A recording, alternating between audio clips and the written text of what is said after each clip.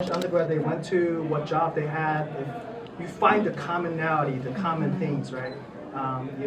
And that's what, at the end of the day, people like to hire people that are similar in terms of personality, in terms of hobby, in terms of,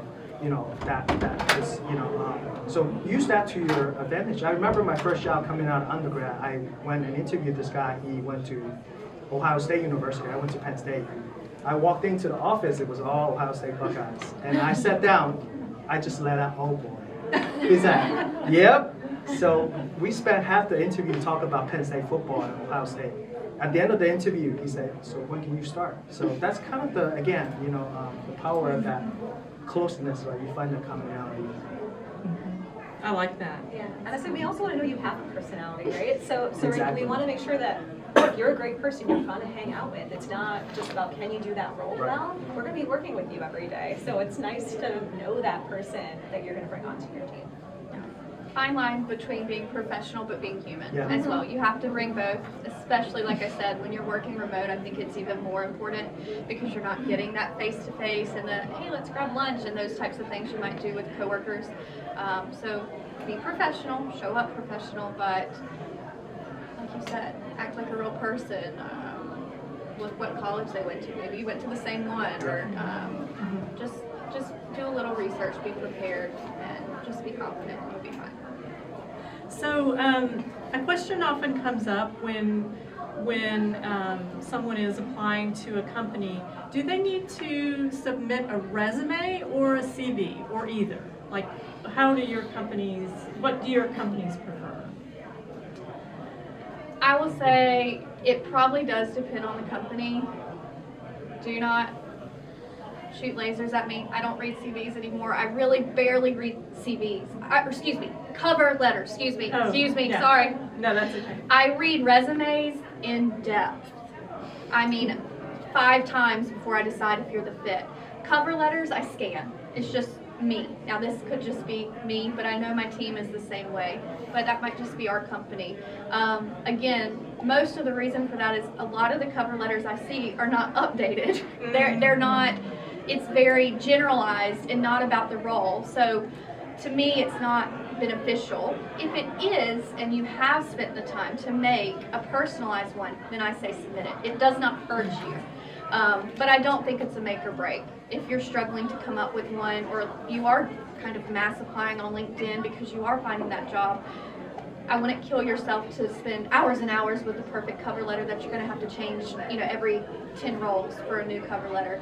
As long as your resume is a very clear, crisp, accurate representation of you, that is what hiring managers will look at, and that's what we will look at first.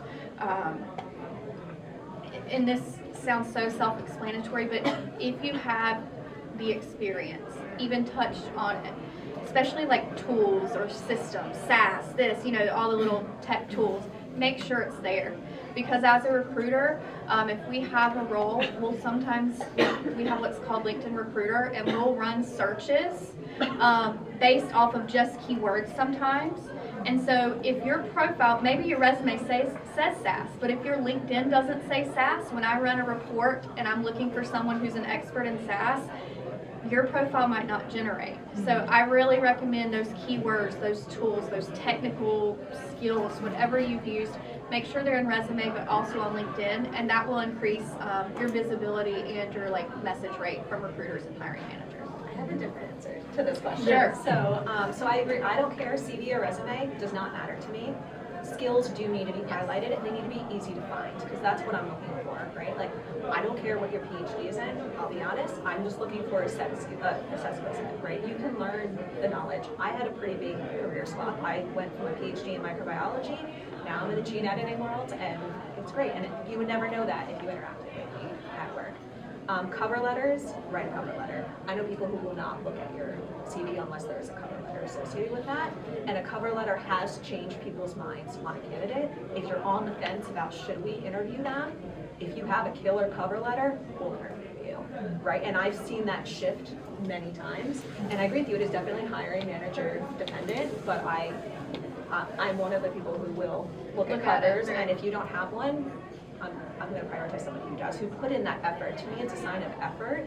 And especially, I do expect it to tweak If it's to updated, I my, think it's yeah, very to my valuable. company. I'm not saying hold me written for it. I'm not asking like a brand new cover letter for every job. First 2 sentences. Why do you care about us? Why do you think you're a good fit for us? How could you adapt your prior experience to benefit us? And that goes a long way. I'm going to make this even more difficult. I personally don't read cover letter. But you know, in a big corporation, like Thermo Fisher Scientific, I have folks like Allison's to do all the screening for me. So by the time I get the short list, it's going to be nice and qualified. So even less reason to read the cover letters. But even in a small startup, for example, one of the entry-level jobs we posted online, within 2 business days, we got over 300 applications. I don't have time to read 300 cover letters. So kind of like they both touched on earlier, we look for keywords or skill sets that are, what we're looking for. So, what I usually do is I look at the job description. We all have access to ChatGPT nowadays. Throw that job description in there, throw your resume in there and say, hey, help me revise my resume to highlight some of the keywords in the job descriptions. And you'll get a nice, suggestion from ChatGPT with some of the keywords that you need to include in your resumes, and then you just make that update. I know it's going to be difficult because, you're sitting there trying to apply 50, 100 different jobs. But if you really want the job, you have to put in that work. The more general you make your resume, the less likely you're going to stand out. So you're just going to waste your own time. So, question for all of you. Does your company give referral bonuses to employees that refer someone for a job, for a position? And, can you speak to that a little bit? Yes. Yeah. Yeah, we definitely, I'm pretty sure majority of companies in our industry do. We have a very strong referral bonus program and again, I'm global, so we do it globally. Doesn't matter where you're located, doesn't matter where the person that you refer is located. If the person that you refer is hired, you get that referral bonus as a thank you for taking your time and, supplying a qualified person to us. And it's something as recruiters, especially for like some niche roles I have, that's all I got sometimes is a referral. And so we really do advertise it, encourage it, and as a recruiter, we are kind of taught to treat those referrals with a white glove experience, to make sure we've provided them feedback, to really do everything we can to get them in front of a hiring manager. So it benefits you to be a referee and to referral, all of the above for us, yes. One of the candidates we ended up hiring for a role was a referral, and I'll be honest, I don't know if I would have given them a second look on the resume, except I knew them. And that went a long way. And it's not like they knew each other very well, but it was just he could vouch for their experience, and that goes miles in terms of recruitment. And so, yeah, I'm going to give you that 30-minute brainstorm with the hiring manager to get to know you a bit more and give you that chance. I will say referrals can be someone you met at a place like today. It doesn't have to be your best friend or someone you went to grad school with or someone you worked with at a prior company. It can be someone you had a great conversation with and they can push you in, or you got coffee with because you reached out to them on it can be broad.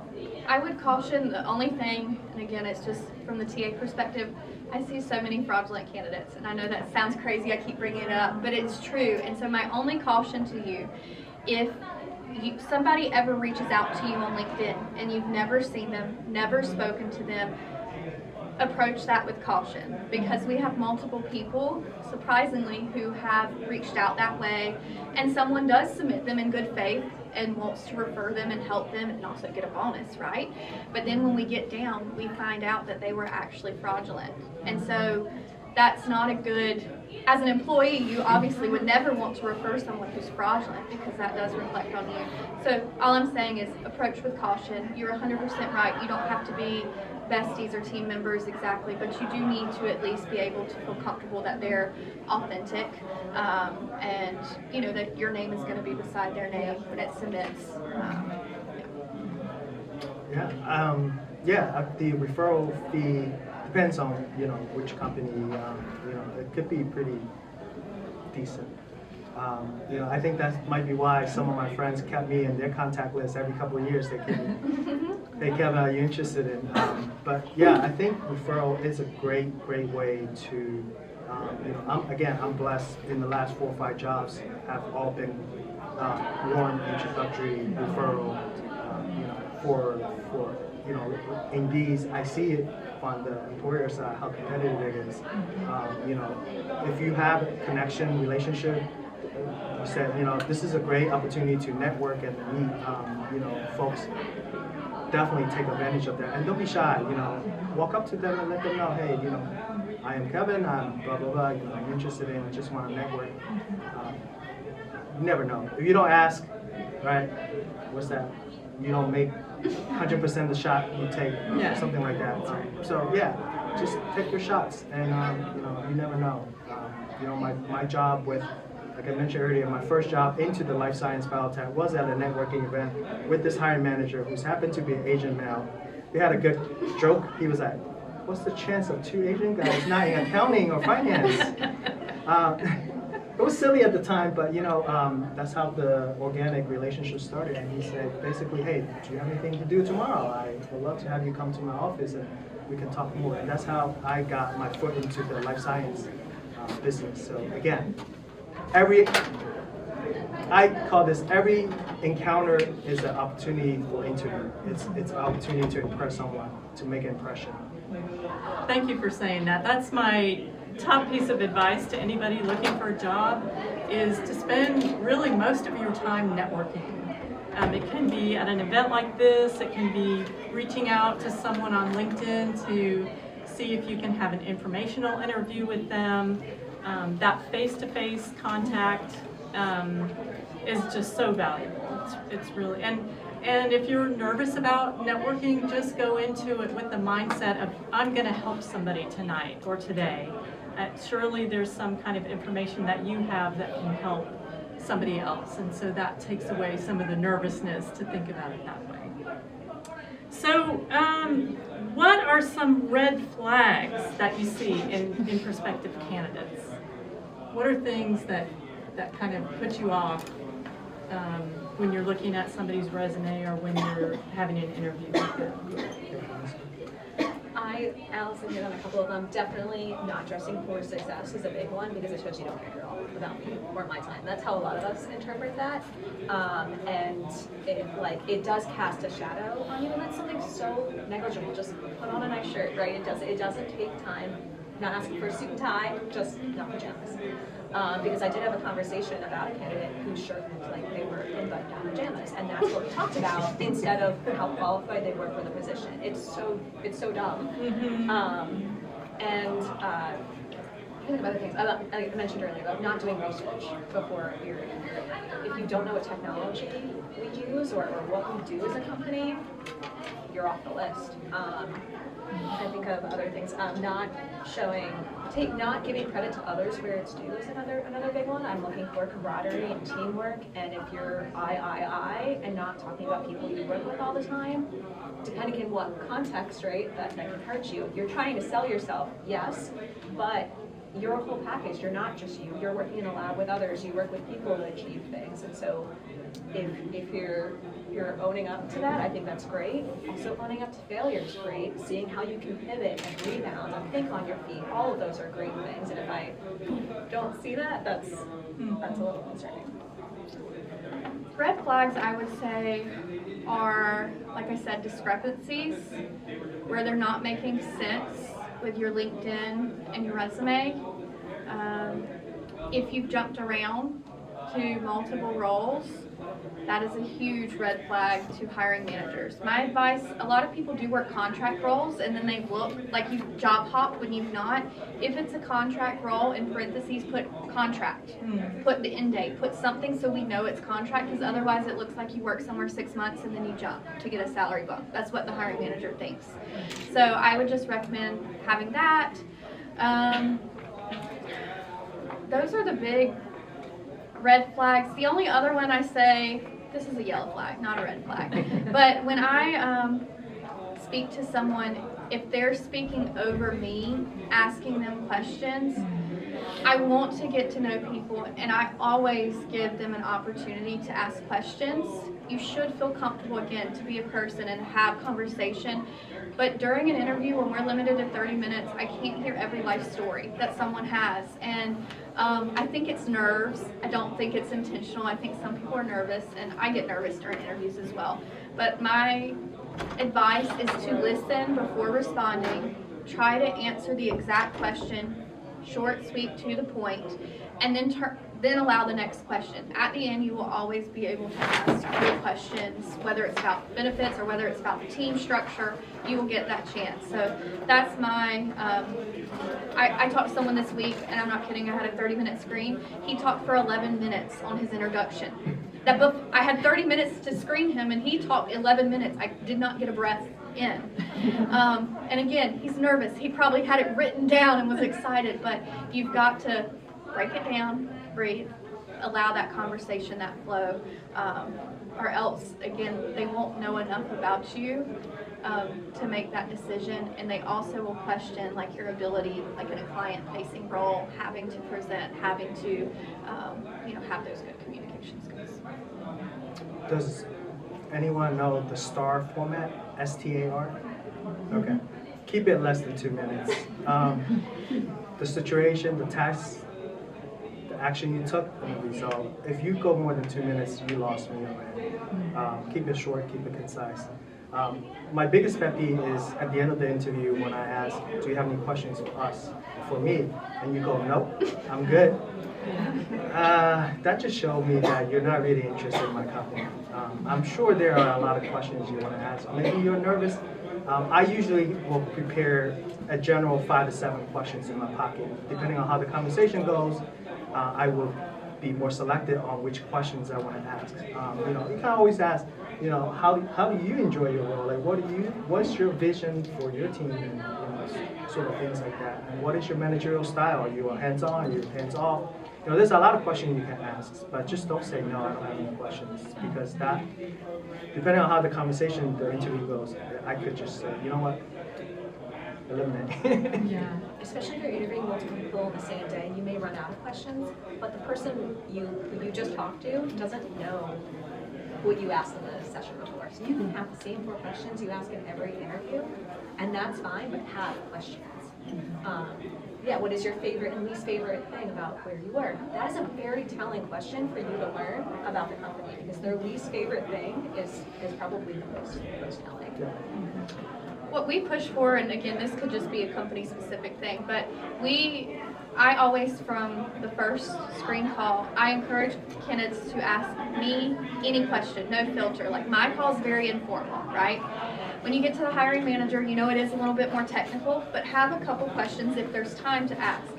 My advice, though, by the time you get to that final client round, unless at the end they ask you multiple, like, do you have specific questions? The client round, the last round, to me, is not the round where you should be asking your list of questions. You should get it done with the internal people who have that experience, who will answer. And that client, to me, is a very, at least for our company, it is a very formal process. And so I think those interviews, at least for us, focus more on technical. And then the 2 rounds before that is more on your fit, your questions, your benefit questions, your team structure questions. And by the time you've made it to that technical, you fit the role. It's just, again, deciding if there's you and 3 others who fit the role, who's going to be the best fit. So. Okay, so while we're kind of still on the application and interview process, is this old-fashioned, or do you value getting a thank you note or a thank you email after an interview? Do you think that's an important thing for people to do? I do. I mean, there was a point where I was struggling to decide which one. Both great candidates. One was my own Penn State, and then one is, I struggle a lot. And then the thank you letter came in, and that was a deciding factor. So I do. Again, like Allison said, 30 minutes, or it's not enough time to get to know you. The thank you letter is opportunity for you to summarize the conversation we have and to highlight who you are and why you should be considered for the job. And I always articulate the thank you letter in a way that, this is what you're looking for in the role. This is who I am, and this is why it's a good fit. So that's like a closing statement saying you have to hire me. Yeah. I think it's like a cover letter. It can never hurt you. It can Right. help you. And so either people are going to ignore it and not be great, or someone's going to really remember it and care. And so I would always say always. I agree. Okay. All right. So I don't know if all of your companies, if you hire people with PhDs, but if you do, how important do you consider postdoctoral training? I can answer this one. I said we hire, right in our team, we hire 98% of people with PhDs. Postdoc is not required, but it will help you several different ways. One, if you are interested in changing fields, that postdoc is going to get some experience in that field, build out the technical skill set more. It also just builds out years of experience, and it gets you out of your comfort zone a little bit, learning how to work with others. And so it's not a deal breaker, but it does help in both the interview process. But once you're at the company, it helps you perform there. And so it's just from my experience, you can either leverage that postdoc experience for a greater salary, a higher level position, or if not, you're more likely to be promoted. I will say for us, it's hard to answer because we have such a range of different positions where it's all from bachelor's degree to PhD. So it really would depend on what role you're applying for, what you're interested in. My advice though, at least for us, whatever education is listed on the job description, that is the bare minimum. I've had one, maybe two in the past 4.5 years where I'm at, where we found someone and they were able to get HR to approve, like, yeah, I know it says master's, but they have a bachelor's and they've been doing it for 25 years. Can we hire them? In a perfect world, yes, like they can obviously do the job, but for HR reasons and equity, we can't. So my advice is whatever you're choosing to look at, do look at the education requirements before submitting.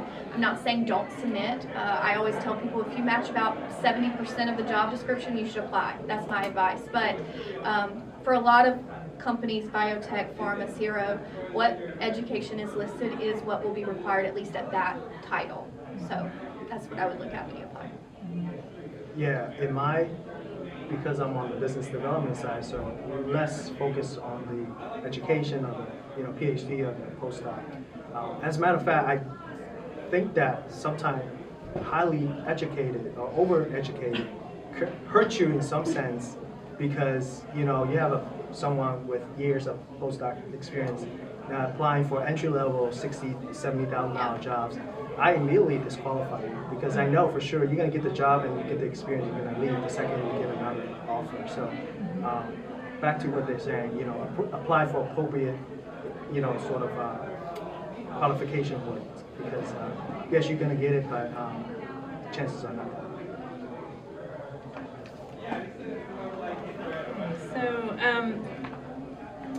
So at your companies, where do most of the employees work? Are they actually required to be on site? Is it a hybrid situation or remote? Can you speak to that? So we're R&D, so most of us are either in the lab or working with people who are in the lab. So most of us are on site. We do have a comp bio team that likes to work remote. However, usually they come in once a week for meetings because in-person meetings for us are pretty sure the most productive. The whiteboarding sessions, yeah. For Syneos Health, I would say majority of us are still fully remote. If you are local, right by Raleigh-Durham, and there is a team presence, they might invite you to come once a week in like a hybrid schedule. I do know we've made a shift where at least our new hire orientation for those are local in person, which is good, but I still think you would have the full remote, day-to-day work-life balance. In Europe, we've started pushing more of like a hybrid around certain hubs, but for North America, we'll never be fully in office. That's not our strategic plan. But again, if you're local, you could come in. It's also, even if you're not, like, even if you don't have a team presence, our office is actually open 24 hours a day. And so you can go, and if you enjoy that, if you enjoy using the equipment, if you enjoy collaboration, it really is a cool space, so you're welcome to go at any time, but you wouldn't be required. For me, deep intelligence pharma, at least the U.S. team, we're all fully remote. We have offices in Singapore, China, Japan, Australia. I would say majority of them are on site. Coming from Thermo Fisher Scientific, there was a huge push for everyone to get back in the office. One of the, I know we're recording, but one of the reasons why I left was because I was up for a promotion, and I was told that in order to get that job, you need to be fully in the office. Unfortunately, in Philadelphia, there's not an office for me to go to in my division, so it's kind of one of those things where, but I do see the trend of seeing more and more folks are being asked to go back to office. So it really depends. Yeah. So if you're fortunate enough to get an offer, what are your thoughts on negotiating salary? Do it. Why wouldn't you? My advice, though, during the first screening call with the recruiter, they're going to ask you what your salary expectation is. For our company and a lot of others, for US now, there's wage transparency. A lot of roles should have a very wide, not super helpful, but a very wide range on the job description. So make sure you review that. They might not all have them, but most do. Because that's going to be where they're looking to fall. My advice, though, is whatever you share during screening, though, needs to be what you're comfortable with at offer. Don't tell me you're good with 120, and then when we get to the offer, you're like, I can't accept less than 140. Like, that happens all the time. It's okay to give like a 10K range, of 120 to 130. But again, what you share during that initial call, that's what we note, that's what we present you with to the hiring manager. And so you don't want to do any big changes in that. Again, if you give a range and you're like, I know my range was 120 to 130, you're offering me 120, is it possible we could meet in the middle at 125? Doable. That's valid, right? Or, you've offered me 120, which was at the bottom of my range. Is it possible? Like, does your company do any type of sign-on bonuses or anything like that? Those are appropriate negotiations because they fit within the parameters of what you share. So just make sure, again, whatever you do share initially is something you would be at least comfortable considering. Salary negotiations for us last week with AHR, so it's a lot. Yeah, okay. It never hurts to ask. Yes. We might say no if there's a cap, but we're not gonna, legally, we're not gonna pull your offer because you asked for 5K more. So it can't hurt. Just be transparent up front, and see what happens. It can't hurt, as long as you're, again, transparent and open throughout the process. And I've heard too, there are other things besides salary that you can negotiate For sure. on, like leave time or signing bonus or paying moving expenses, lots of different things. A lot of times those things come out of a different pot of money than the salary pot.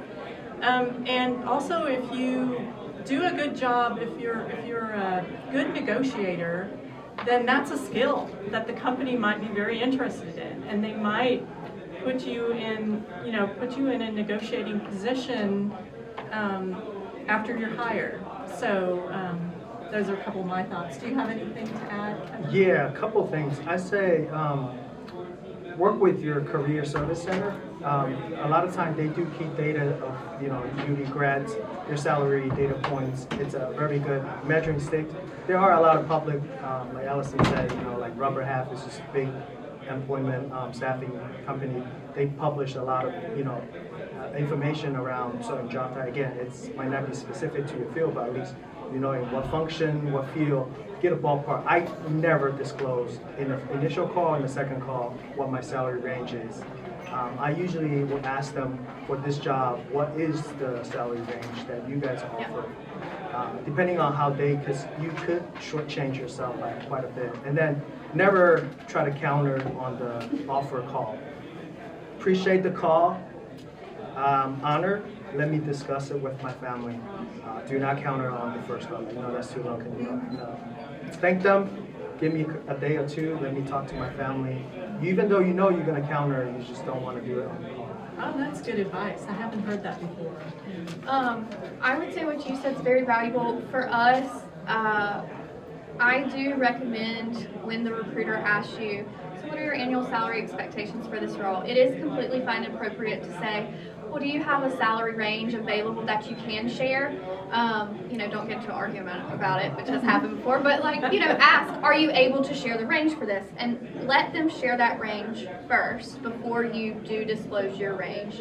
It at least gives you a ballpark. If you're way off, then again, my advice is to be transparent. Nobody wants to go through 3 rounds of interviews to not meet what you want. So ask for the range first. Hopefully they can share it. Then you can share within that range where you kind of fall.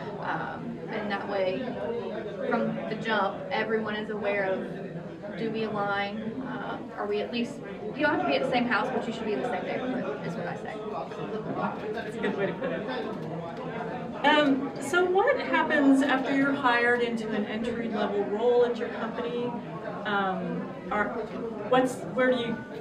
Is there room for advancement, and does the company support you, like with training and those kinds of things to advance at the company? Yes, for us at least. So right, if you come in as a scientist 1 right out of grad school, or if you're a postdoc, right, we'll work with you to build your transition to industry and some of the industry-specific skill sets.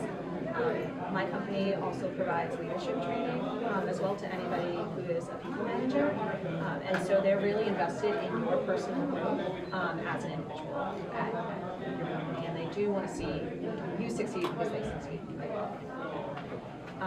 In terms of upward mobility, it depends upon what level you're at and what room you have to move up. Because a lot of times you will hit a level that you need an opportunity to open for you to step into. Whereas when you're at a lower level, if you're doing a good job, you're exceeding at your role, you're already performing at the next role. That's a little bit different circumstance. For us, I would say yes as well, of course. We always say, we don't just want top talent, we want to retain top talent. And so part of that is career growth, of course. And you'll meet, at your annual review meetings is typically when that would be, discuss your performance, your career goals, what you're wanting, what you're missing. Those types of conversations do happen with your line manager. I would say it does heavily depend on what role, what area you're in. For some roles, CDAs, we have a very clear step ladder program where there's no salary negotiation. Everybody's at the exact same amount, but the good news is every 6 months it's you move to the next step. So you are going to continue to grow title, experience, salary. Then there's other roles, of course, where there's not a step, and it really is based off of your performance and, like you said, just the availability there on the team. But we always want career growth. We always encourage it. Otherwise, we wouldn't, nobody would stay. So it's definitely what we set you up in rooms, to get noticed and succeed. So hopefully you can continue to have that career growth. We're very big on internal hiring where I'm at.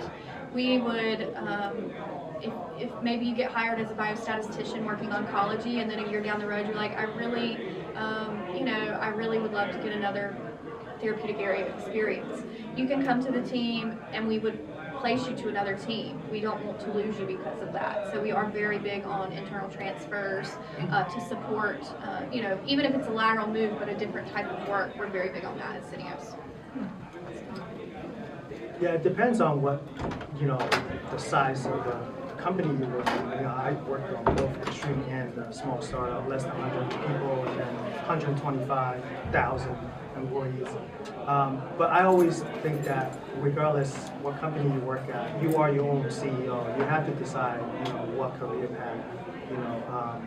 At Thermo Fisher, we have tons of resources. We have, paid education where you could take, additional, if I was a scientist, I want to get into marketing strategy, I can take university courses and fully pay for. And even internally, we're bringing a lot of instructors to do workshops and, be active, sign up for those, and let your manager know that's kind of what I'm interested in. And hopefully he or she will be able to put together some projects that are, somewhat aligned with your goals. But at a smaller startup, you're kind of flying the plane while you're building it.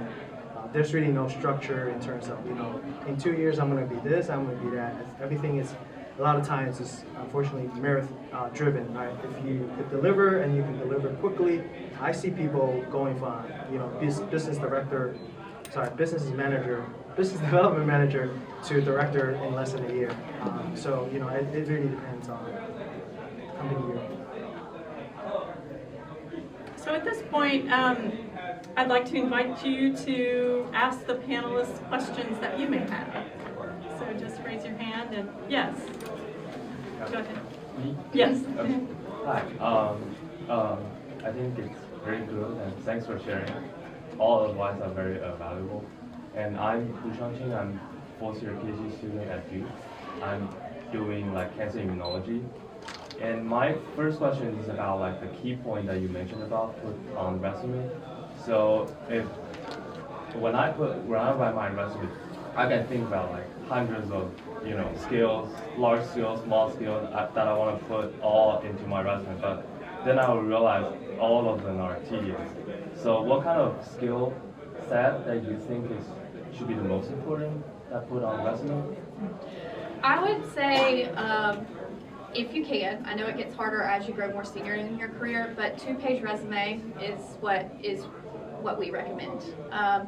If you, again, are very senior in your career, for those earlier careers, you can just add the titles, the dates, and just put earlier career experience, and then they'll ask you about it if they need to. So for you, as far as coming from Duke, when I say skills, I guess I mean more of the keywords, like the technical keywords. So any systems, SaaS, R. For industry, we're going to look for CDISC, which is, I know that's only an industry though, but whatever you've used in that retrospect. For data managers, they're looking for Rave, MetaView. So those types of keywords is what I'm saying will search on LinkedIn that will pull up, someone who's worked on that. So again, if you've touched it, add those, kind of do a skills section. Now, if you're talking about what to include under each one, it can get hard. I've had so many resumes where they don't put anything about what they've done, and so I would say it is better to put more than not enough, at least. So I would try again, 2 pages, but put your main responsibilities that you did, include all technical areas, skills, and if you need more than that, it's just, I don't know how much more the hiring manager would read after 2 pages, is my advice. So really make that first page pop and be very relevant to the role. This is completely outside, but just an advice, you don't need a picture on your resume. I actually advise not to put a picture on your resume. One, it takes up the valuable space that you could actually show your technical skills, and unfortunately it opens up to discrimination, and I don't need to know what you look like. I don't want to know at that point, right? I want to just hear your skills. So if you have a picture on your resume, and I'm not saying it's the end of the world, but my recommendation is to delete it. It's not needed unless they ask, again, for we've had fraudulent candidates, sure. But they don't need it on the resume. Use that space to type a few more bullet points under your skill set that really demonstrate your tech skills and your leadership.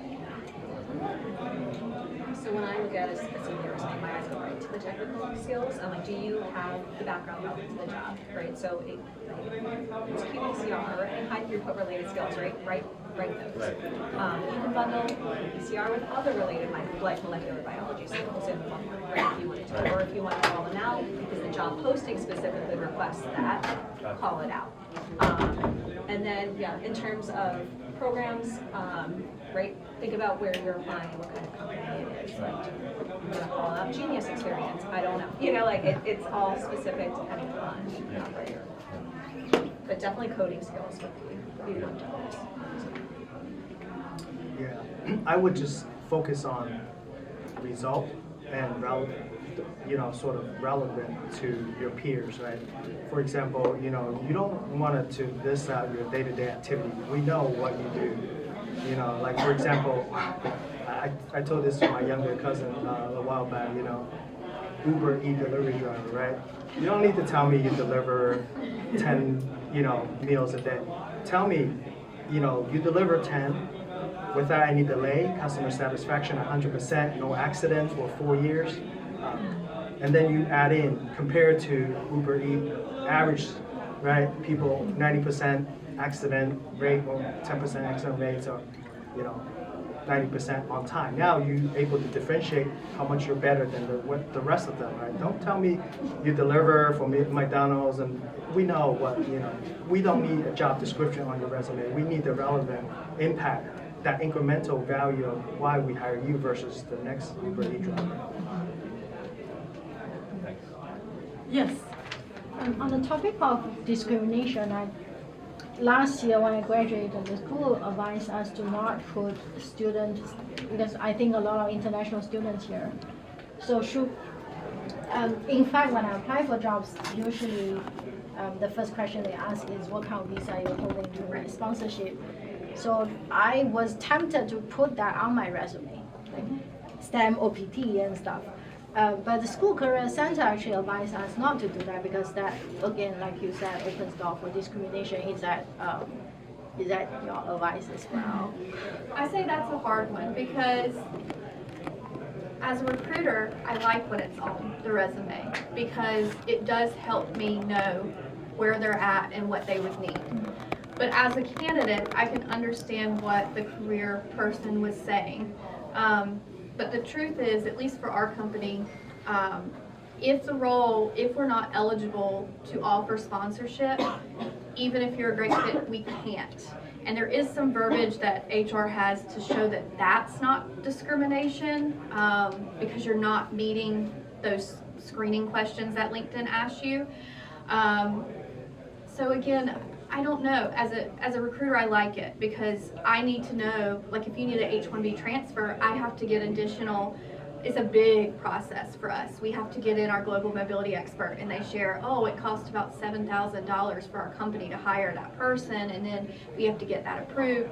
So that is, my advice is during screening, if they ask you, you do have to be transparent, of course, because we've had to pull offers. Again, it's like comes back to fraudulent. Let's see if they say, yes, I don't need anything, and then they do. Like, we can't supply it for certain roles. Certain roles we can. But I would say it's up to you and what you feel comfortable disclosing on it. It really would depend on the role and the company, because there's tons of companies who right now are providing sponsorship.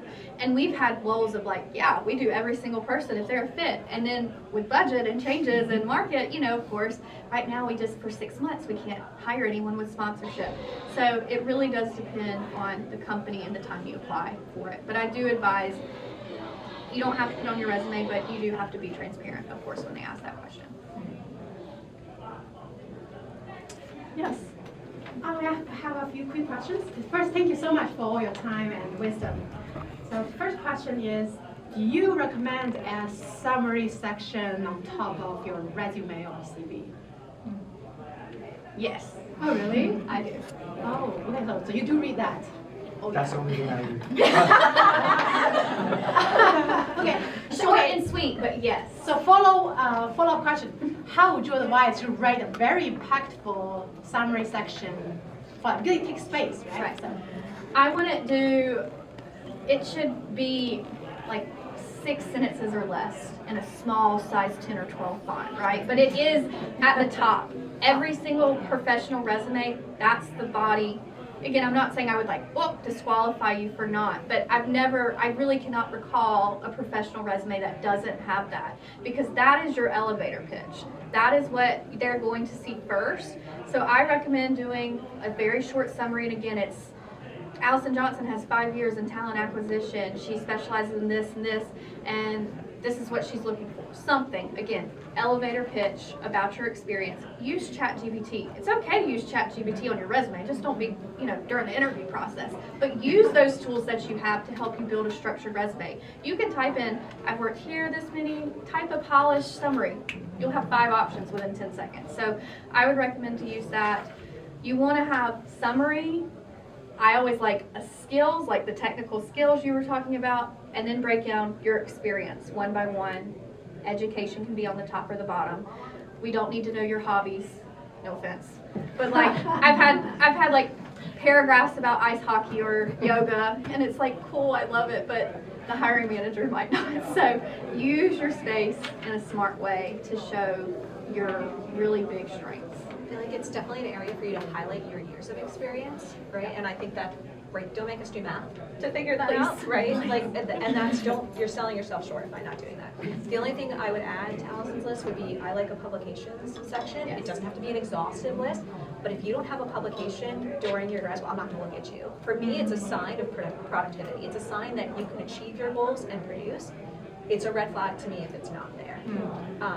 I don't count publications as that 2-page. So when I said don't do a bigger resume than 2 pages, publications, you list them all. Get credit for what you deserve. But your actual your education, your roles shouldn't be over 2 pages. But definitely include publications at the bottom of whatever. Presentations at conferences, I don't look at that. I don't know if that matters for you guys, but publications, yes. That's so interesting. I read that question down. You don't even ask me. You already answered that for publication. I read your mind. So you read my mind. That's great. Yeah. And thank you. So you answered my second question already, and the third, I'll make it short and sweet. So you guys talk about skills. Would you recommend like just sprinkle it in my experience section, or should it be like in the separate skill section? It should be a separate. Okay. I And that would should do be like in the skills. top or bottom. I do top. I would do it before you start breaking down every single role that you've worked. So again, it would be your name, your contact information, summary, skills. Any technical, again, SAS, R, C, whatever those, it all depends on what role.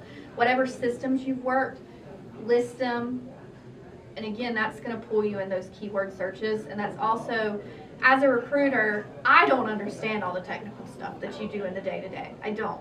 And so, but if the client says they have to have touched SAS, and I don't see SAS, then I'm going to assume you don't have SAS. So put it at the top and make it, again, include all of your skills, those technical pieces together, so they're not fishing for it. You can still include it, like in your body, if you're talking about, hey, I was a biostatistician, one at Duke, and then you would say, I use SAS to do, you can still add it, but you do want a skills, like tech section at the top.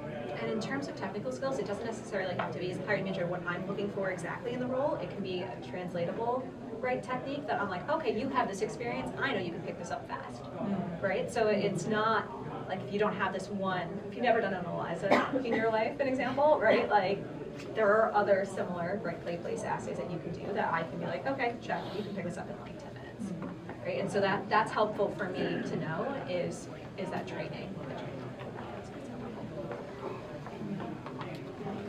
Thank you so much. Yes.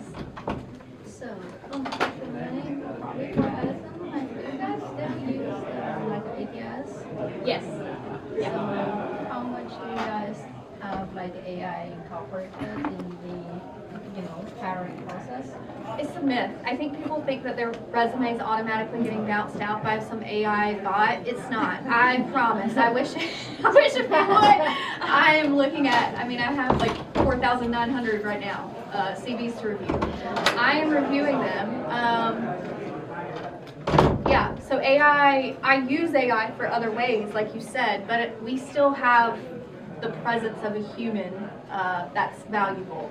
And so this isn't AI, but the only way we mask what flags us as flags, we do have a section for sponsorship. Like when you apply to the role, it's one of those yes or no questions. So if you're not eligible, it doesn't bounce it. I still can see it, but it has a little red flag icon. That means I need to review that section, to see. And a lot of times for me, I might have a role posted in Europe and North America. And so unfortunately, the AI little screening question would be like, are you eligible to work in the UK without sponsorship? The role's open to America. So the person would be like, no, I'm in the United States. So it flags that as a no, but is that a deal breaker? No, because it's open to both. But no AI bots, I review them. It does break down, again, like you can kind of shortlist instead of having to open one at a time. It shows me like company name, last job title, and your sponsorship. And then based off that, I can filter, or I do go in and I click one at a time to do, you know, a resume review. So your ATS do the resume parsing, Resume what, I'm sorry? parsing, just like basically, I mean, I've used the hiring system before, right? So like, I'm the hiring manager, right? So it gives me the, you know, here's your job description, here's a candidate, here is what's our recommended match. So give me a score. So sometimes they mess it up. I look at this 90% match, I was like, this is not what I'm looking for. But this tells me that system use some kind of like keyword matching and probably resume parsing. And I also heard it work very well if you submit a resume in PDF versus you submit a resume in Word. For us, it doesn't. We use Workday. Workday is a pretty common one. We also use Taleo. A lot of companies use Greenhouse. I don't think they're doing that. I don't mind PDF or Word. Both of those are fine. It doesn't make a difference. The only, again, we're still going to get every single application. The only thing it does flag sponsorship, and it shows me your company and your current title. So those are things like if I have an Uber Eats driver apply to a senior biostatistician role, I can see that before I have to actually review his resume, and unfortunately I'd, you know, eliminate him based off of that. But yeah, no robots. It really is us in the system. It's really just there to keep everything organized. Like, that's why we have it. It keeps, we're able to, the hiring manager can open it, the opening, and see like how many I've screened, how many they have an interview, how many they have an offer stage. So it's just a platform to keep things organized for us. And for us, we go through all of the hiring managers go through all of the CVs. Yeah. And so for us, there's so many sometimes you cannot spend 10 minutes even looking at it. If I can rule you out in 5 seconds, I'm going to. So if I see right away you don't have the education I'm looking for, the experience I'm looking for, or your formatting is just really weird and I can't even find what I need to search for, I'm moving on to the next one. So like sometimes it happens that fast. There's just too many Yeah, we had a question here. Yes, for instance, in those companies that you have different roles and that you can apply to both, maybe because you have many skills, what do you think about that? Should you apply to both or just to one? I would say apply to as many that you feel aligns with your experience. So for ATS system, like you're talking about, I can see when I see your application, I will also see how many other roles you've applied to. It tells me, and I can click on that number and it will show me all the other ones. Now as a recruiter, I might not oversee all of the ones that you've done, so I would only reach out to you the ones on my desk. But what we do, best practice, if I see that you've applied to multiple, I click it and it shows me what stage you're in. And so if I see that you're already at an interview stage, I'm going to reach out to that other recruiter and say, hey, what's the status? Can we consider her here as well? So as a team internally, we work together to try to keep things organized. But it's not uncommon for us to interview a candidate for multiple teams. And you might get 2 offers from a team, or you know, they find your best fit. But I would definitely apply if it aligns for your skill set. So we can see if you've applied to multiple, and and if they make, especially if they make sense. Don't apply to multiple if they're on like 2 polar opposite sides of things. That just says you're not applying, right? But like if you have a very similar position in 2 different departments, a lot of times we'll have that both hiring managers on the call, and so that way like we can see what if you fit either, both, and then a lot of times we'll discuss internally to see where the best fit is. Yes. Thank you for all your sharing. A quick question. So, do you think it's wise or useful to directly connect with HR or hiring manager if you find interesting company and want to apply for such a position? Is it wise to just directly message the HR saying, I'm very interested in this position, I'd love to share my resume, and maybe you can keep me in mind as a candidate? Do you think that's... Are you saying like message someone on LinkedIn when you apply through their like careers page? Just directly Yeah, message. if you have the person, like if you see the recruiter or if you see the hiring manager, again, it can't hurt you. It can only help you. You might not get a response. You might not. But there's been so many times, like I said, I have a role right now, there's 400 new applicants that I've got to go through. And if you emailed me and said, hi, I just applied to this role, you attach your resume to that initial message. If you're a fit for the role, I will open that resume, and before I go through any 400 other ones, I'm gonna type in your name and screen you first. So it can only help you. Again, you won't always get a response. Unfortunately, I think a lot of times people probably message recruiters, you know, hey, I just applied to this sales role. I don't even have access to the sales role. You know, so that's not me, so you might not always get a response. But if you message me about a role that you've seen me post about, or that you see my name on the career page, or you see his name as a hiring manager, it can only help. Yes. I just have some quick comment. One thing is I heard, I'm from New Jersey. New Jersey, a lot of big companies, they have intern transition to the hire. That's one thing. Second thing is we collaborate with a lot of post-colonial school. Alumni is very important. So I just want to hear your comment for those two. Yeah, no, that's really big. And back to what I was saying, right? Use what you can. Fortunately for me, Penn State has one of the biggest alumni networks in the world. You know, funny, I was vacationing in Thailand a few years ago wearing my Penn State shirt. Next thing you know, I heard someone say, we are, and I'm like, Penn State. Yes, definitely use that to your advantage. You know, I do business development now. I cold call people on LinkedIn. I look at the profile. If I see a Penn State, I'm all over it. You know? We'll start with a football. Like, you know, what do you think about this? You know, 5-star recruit. What do you think about the season? You find that comment. You know, use that to your advantage. I think that's a very powerful tool. I know, like the Chinese culture, right?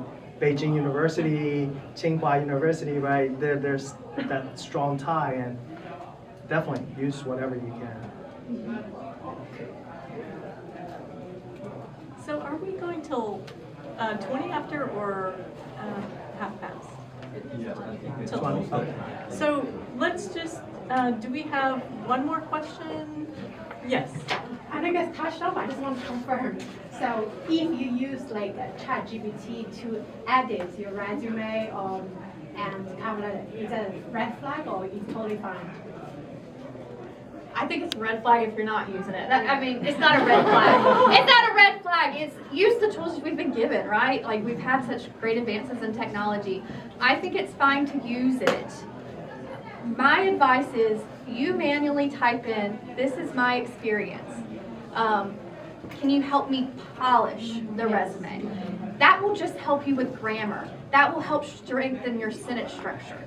You don't want AI ChatGPT to completely make you into a robot sounding resume. So there is a line, but I use it for almost every LinkedIn post I make. I use it for my own resume when I'm applying for a job because it just does polish it. You want to polish it without it, again, plugging in fake experience or uses the dashes too much, whereas as human don't use dashes. Like to me, I'm like, oh, they use ChatGPT because who talks in dashes every other second?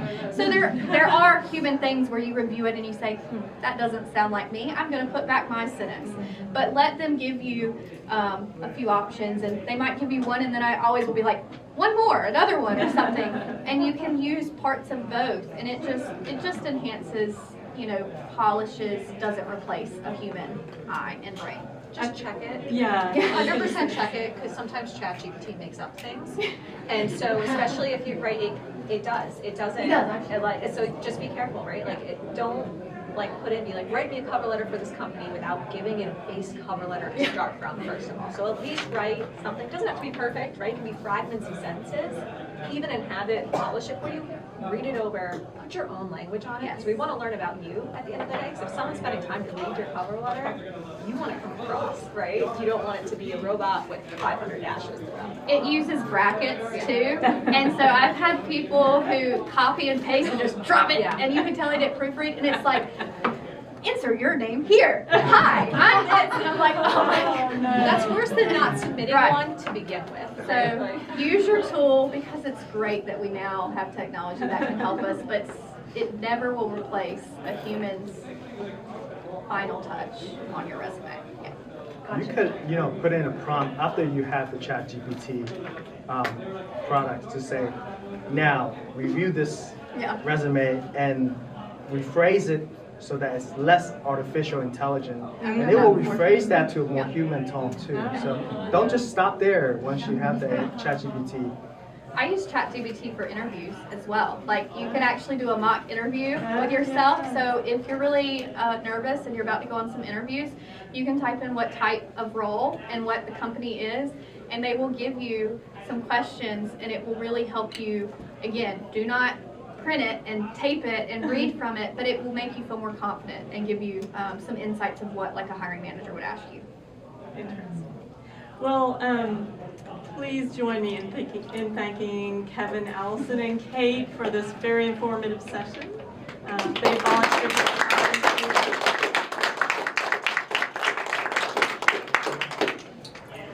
Thanks so much for coming.